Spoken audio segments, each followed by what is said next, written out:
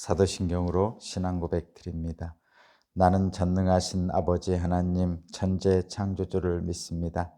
나는 그의 유일하신 아들 우리 주 예수 그리스도를 믿습니다. 그는 성령으로 잉태되어 동정녀 마리아에게서 나시고 본디오 빌라도에게 고난을 받아 십자가에 못 박혀 죽으시고 장사된 지 사흘 만에 죽은 자 가운데서 다시 살아나셨으며 하늘에 오르시어 전능하신 아버지 하나님 우편에 앉아 계시다가 거기로부터 살아있는 자와 죽은 자를 심판하러 오십니다. 나는 성령을 믿으며 거룩한 공교회와 성도의 교제와 죄를 용서받는 것과 몸의 부활과 영생을 믿습니다. 아멘. 찬송가 390장입니다. 390장.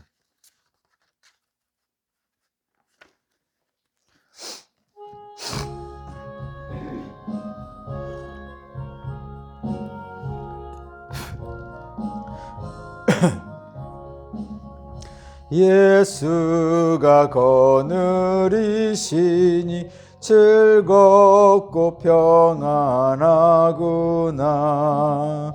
주야의 자고 깨는 것 예수가 거느리시네. 주 날 항상 돌보시고 날 친히 거느리시네. 주 날 항상 돌보시고 날 친히 거느리시네. 때때로 괴로움 당하면 때때로 기쁨 누리네. 풍파 중에 지키시고 평안히 인도하시네. 주 날 항상 돌보시고 날 친히 거느리시네. 주 날 항상 돌보시고 날 친히 거느리시네. 내 주의 손을 붙잡고 천국에 올라가겠네. 괴로우나 즐거우나 예수가 거느리시네. 주 날 항상 돌보시고 날 친히 거느리시네. 주 날 항상 날 친히 거느리시네. 이 세상 이별할 때에 마귀의 권세 이기네. 천국에 가는 그 길도 예수가 거느리시네. 주 날 항상 돌보시고 날 친히 거느리시네. 주 날 항상 돌보시고 날 친히 거느리시네. 아멘.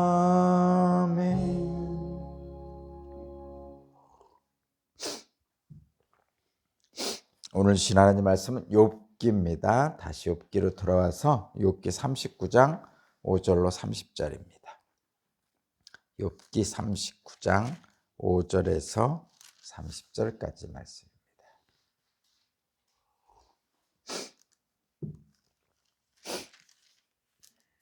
욥기 39장 5절에서 30절까지 말씀을 제가 봉독하겠습니다. 누가 들나귀를 놓아주어서 자유롭게 해주었느냐? 누가 날쌘 나귀에게 메인줄을 풀어주어서 마음대로 뛰놀게 하였느냐? 들판을 집으로 삼게 하고 소금기 있는 땅을 살 곳으로 삼게 한 것은 바로 나다. 들나귀가 시끄러운 성읍에서 멀리 떨어져 있으므로 아무도 들나귀를 길들이지 못하고 일을 시키지도 못한다. 산은 들나귀가 많고 풀을 뜯는 초장이다. 풀은 들나귀가 찾는 먹이다. 들소가 내 일을 거들어 주겠느냐? 들소가 내 외양간에서 잠을 자겠느냐? 내가 들소에게 쟁기를 메어 주어서 밭을 갈게 할 수 있느냐? 들소들이 내 말을 따라서 밭을 갈겠느냐? 들소가 힘이 센 것은 사실이지만 내가 하기 힘든 일을 들소에게 떠맡길 수 있겠느냐? 들소가 심은 것을 거두어 들여서 타작마당에 쌓아줄 것 같으냐? 타조가 날개를 재빠르게 치기는 하지만 황새처럼 날지는 못한다. 타조가 땅바닥에다가 알을 낳는 것은 흙이 그 알을 따스하게 해주기 바라기 때문이다. 그러나 그 알이 발에 밟혀서 깨어질 수 있음을 알지 못한다. 들짐승이 그 알을 짓밟을 수도 있음을 알지 못한다. 타조는 알을 거칠게 다루기를 마치 제가 낳은 알이 아닌 것 같이 하고 알을 낳는 일이 헛수고가 되지 않을까 하고 걱정도 하지 못하니 이것은 나 하나님이 타조를 어리석은 짐승으로 만들고 지혜를 주지 않았기 때문이다. 그러나 타조가 한번 날개를 치면서 달리기만 하면 말이나 말 탄 사람쯤은 우습게 여긴다. 욥은 대답해 보아라. 말에게 강한 힘을 준 것이 너냐? 그 목에 흩날리는 갈기를 달아준 것이 너냐? 네가 말을 메뚜기처럼 뛰게 만들었느냐? 사람을 두렵게 하는 그 위세당당한 콧소리를 내가 만들어 주었느냐? 앞발굽으로 땅을 마구 파대면서 힘껏 앞으로 나가서 싸운다. 그것들은 두려움이라는 것을 모른다. 칼 앞에서 돌아서지도 않는다. 말을 탄 용사의 화살통이 덜커덕 소리를 내며 긴 창과 짧은 창이 햇빛에 번쩍인다. 나팔 소리만 들으면 머물러 서 있지 않고 흥분하여 성난 모습으로 땅을 박차면서 내달린다. 나팔을 불 때마다 힝힝하고 콧김을 뿜으며 멀리서 벌어지는 전쟁 냄새를 맡고 멀리서도 지휘관들이 호령과 고함 소리를 듣는다. 매가 높이 솟아올라서 남쪽으로 날개를 펴고 날아가는 것이 내게서 배운 것이냐? 독수리가 하늘 높이 떠서 높은 곳에 보금자리를 만드는 것이 내 명령을 따른 것이냐? 독수리는 바위에 집을 짓고 거기에 자고 험한 바위와 요새 위에 살면서 거기에서 먹이를 살핀다. 그의 눈은 멀리서도 먹이를 알아본다. 독수리 새끼는 피를 빨아먹고 산다. 주검이 있는 곳에 독수리가 있다. 아멘.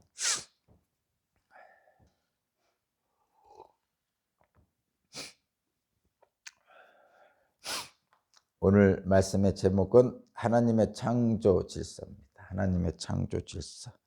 인간이 범접하지 못하는 하나님의 창조 질서. 그런데 그 하나님의 창조 질서를 위협하는 유일한 피조물이 인간입니다. 오늘 본문을 보면 다양한 동물들의 가지각색의 특성들을 나타내고 있습니다. 들나귀, 들소, 타조, 말, 매, 독수리 이런 동물들을 얘기하고 있습니다. 근데 지금 계속 얘기하고 있는 이 동물들은 보면 인간 세상과는 특별히 관계가 없는 동물들을 얘기하고 있어요.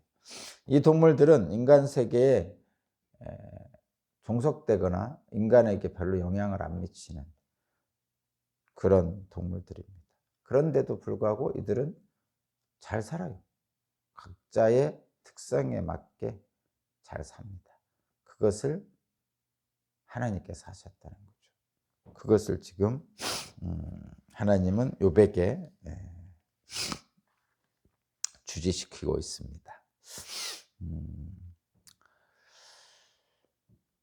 11년 만에 가장 추운 성탄절이라고 매스컴에서 얘기하더라고요. 11년 만에 가장 추운 성탄절.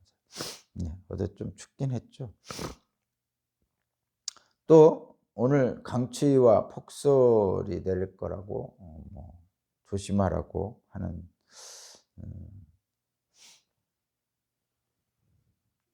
날씨 예보도 있었고 또 요즘 자주 오는 재난 문자도 있었습니다. 물론 잘 대비하고 피해를 입지 않도록 해야 됩니다. 근데 저는 이렇게 추위도 추위지만 이렇게 소복히 쌓인 눈을 보면 음, 뭐 성도들이 교회를 오는데 좀 어려울 것 같기도 하고, 또 혹시나 추위와 눈 때문에 피해를 받는 성도들이 있을까 봐 걱정스럽기도 합니다. 그렇기도 하지만 한편으로는 하나님의 은혜를 생각하면서 감사함을 느끼기도 합니다. 눈을 보면 세상의 더러운 것들, 인간들의 죄악을 하얀 눈으로 덮어주시는 것 같은 하나님의 사랑, 예수님의 은혜를 생각하게 되기 때문이죠.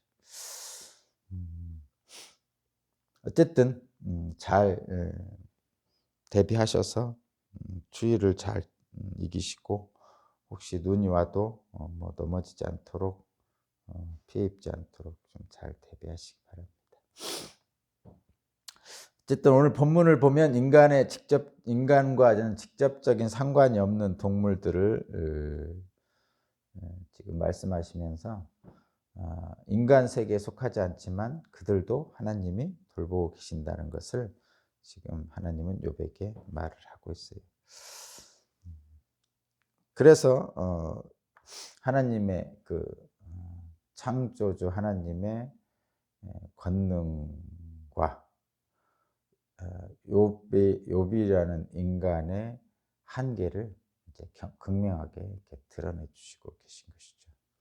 그 속에서 이제 욥 자신이 얼마나 무능력한 존재인지 하나님에 비해 보면, 그런 욥이 잘 알지도 못하면서 하나님께 변론하자고 했던 것을 지금 하나님이 보여주고 계신 거죠. 그것이 얼마나, 변론하자고 한 것이 얼마나 어리석은 것인지를 지금 보여주고 있습니다.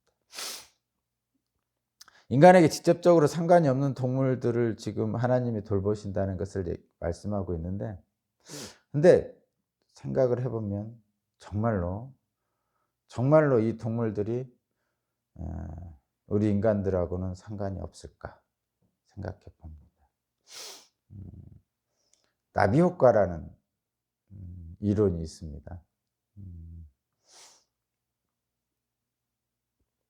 뭐 아시아에 있는 어떤 작은 지역에서 나비들이 지나치게 많이 생겨서 그 나비들의 날개짓이 지구 반대편에 있는 지역에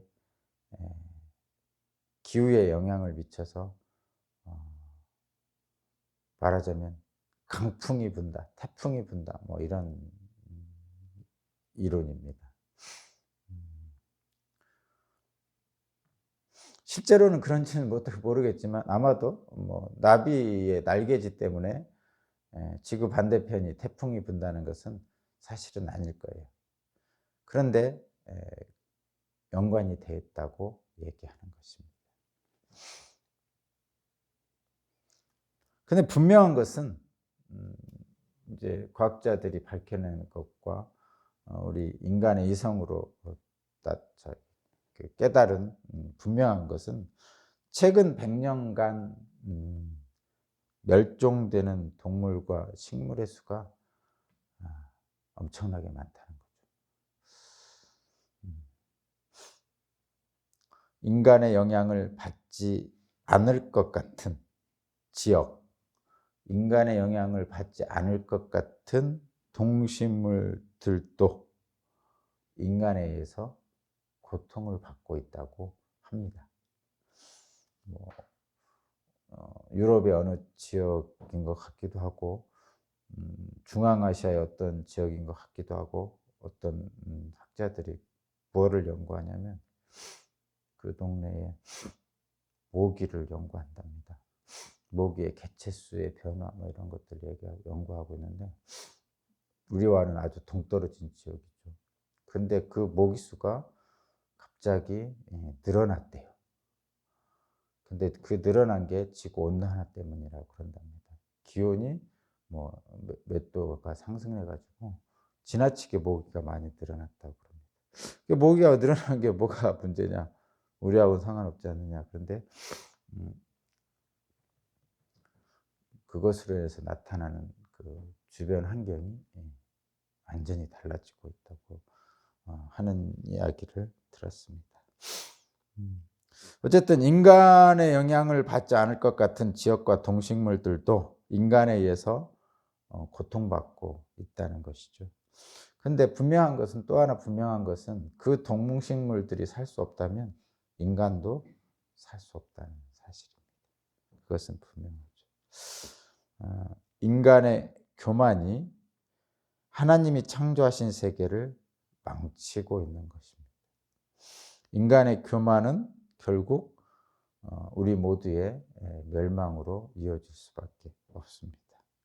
그것이 구체적으로 나타난 것이 기후의 문제로 나타나고 있는 것이죠. 근데 기후의 문제만 해결하면 되느냐? 아니라는 것입니다. 기후 문제는 직접적으로 우리에게 영향을 미치기 때문에 우리는 자꾸 기후 문제 얘기하는데, 실제 본질적인 문제는 인간의 교만이죠. 음. 교만을 바꾸지 않는 한 기후 문제는 해결될 수 없습니다.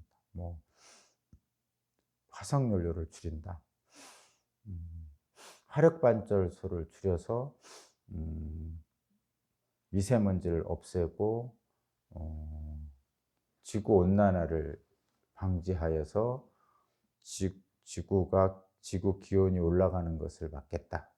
뭐 이렇게 보통 세계 기후 협약 같은 데서 하고 있는 것이죠. 근데 이게 매번 실패하죠.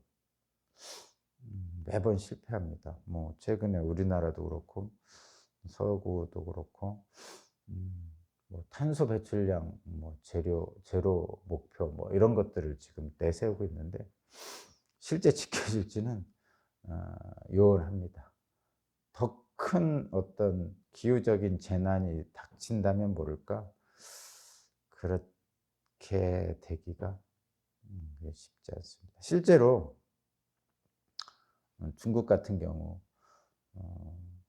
그러니까 그 탄소 배출량이나 이런 것들이 되게 심하잖아요. 그러니까 새로 발전하는 나라들이 그런 것들이 심하죠.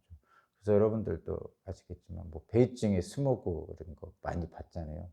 작년, 재작년 뭐 이렇게 거의 눈앞에 보이지 않을 정도로 황사와 함께 섞인 스모그가 뭐 뿌옇게 있는 걸 볼 수 있죠. 코로나로 인해서 경제가 침체되고 그러니까 음 좀 문제가 더 생겼나 봐요.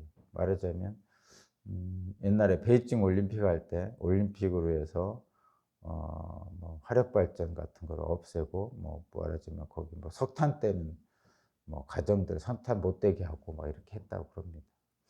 올림픽 지나고 나니까 또 그렇게 됐죠. 이번에 또 동계 올림픽 하죠. 그래 가지고 또 화력 발전소나 뭐 그런 석탄 떼지 못하도록 막 했다고 그러죠. 그래 가지고 음 문제가 생겼다고 그러죠. 물론 그 호주하고의 그 외교적 분쟁 때문에 호주에 석탄을 들여오지 못해서 생기는 그 전력난, 그러니까 석탄으로 발전을 하거든요. 그것도 문제지만 그동안에 그 석탄 발전을 하지 못하도록 동계 올림픽 때문에 이런 규제가 같이 겹쳐 가지고 어 중국에 전력난이 있었습니다. 그리고 그 전력난으로 정전이 많이 생겼죠. 그러다 보니까 인제 우리나라에 그 요소수 대란이라는 게 생겼죠. 중국이 인제 석탄이 부족해지니까 인제 석탄에서나 만들거든요, 그 요소수를.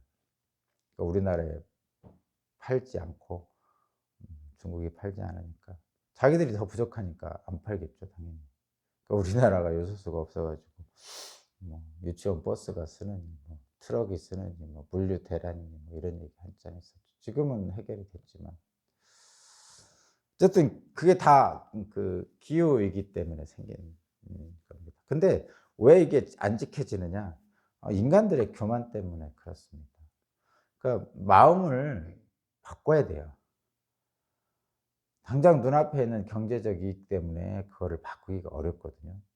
그러니까 뭐 올림픽을 한다든가 하면 잠깐 줄이고, 또 그렇지 않으면 또 경제에 또 영향을 주니까 또 뭐 그것을 하고. 왜냐하면 석탄과 석유가 가장 싸거든요. 뭐 요즘 전기차를 만든다고 그러는데, 전기차는 친환경차라고 막 이렇게 선전을 하지만 사실은 전기차가 뭘로 가냐면 전기로 가잖아요. 근데 전기는 뭘로 만드냐면, 전기를 만드는 가장 싼 게 석탄입니다. 결국은 석탄을 많이 떼서 전기를 만들죠.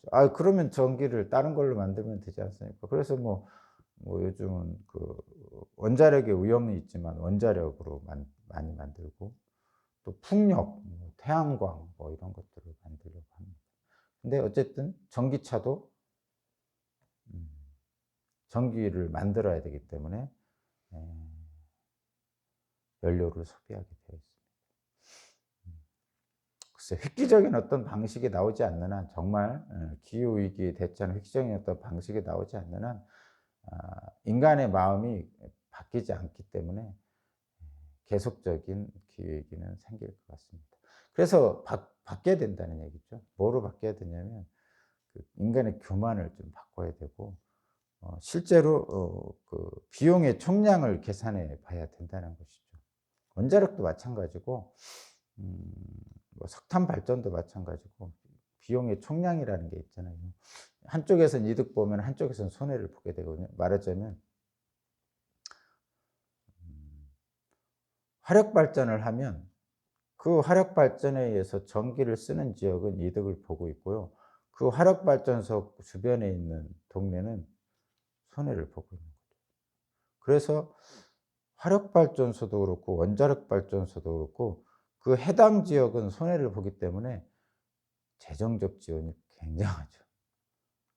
원자력 발전소가 있는 그 주변 지역이라든가 화력 발전소가 있는 그 주변 지역은요, 뭐 뭐 주민들에게 뭐 복지 지원이 엄청납니다, 실제로. 이유는 그런 것입니다. 그거를 좀 더 인제 확대시켜 보면, 과연 이 화력 발전으로 얻는 우리의 이득과 그 화력 발전을 통해서 나타나는 손해가 얼마나 큰지를 비교해 봐야 되죠. 말하자면 그런 거예요.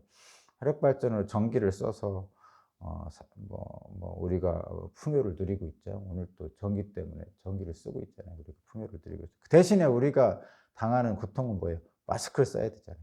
미세먼지 뭐 이런 거. 그 두 가지를 잘 이제 이익 형량을 해 보면, 어떤 게 유리한가 따져 보면 나옵니다. 뭐 미세먼지 때문에 마스크 쓰고 이런 불편뿐만 아니라, 미세먼지 때문에 나오는 그 폐질환 같은 게 있잖아요. 그래서 폐질환에서 사람들이 그 목숨을 잃고, 그럼으로써 어떤 그 인력 자원이 좀 줄어들고, 어린아이들을 좀 고통스럽게 하고, 이런 병원비 계산, 뭐 보험료 계산 이런 거 해 보면요, 실제로 그게 좀 나온다고 합니다. 근데 당장 멈출 수 없기 때문에 쓰는 것이죠. 어쨌든 인간의 교만이 하나님이 창조하신 세계를 망치고 있습니다. 결국은 모두 멸망하는 길로 갈 수밖에 없습니다. 그럼 어떻게 해야 됩니까? 마음을 바꿔야 된다는 거죠. 마음을 안 바꾸는 한 이 위기는 달라지지 않습니다. 그런데 어떻게 마음을 바꿉니까? 교만은 패망의 지름길이라고 하나님께서 말씀하신 것처럼, 겸손하게 하나님이 만든 창조 질서에 겸손히 우리를 순응시켜야 됩니다. 그 방법밖에 없습니다.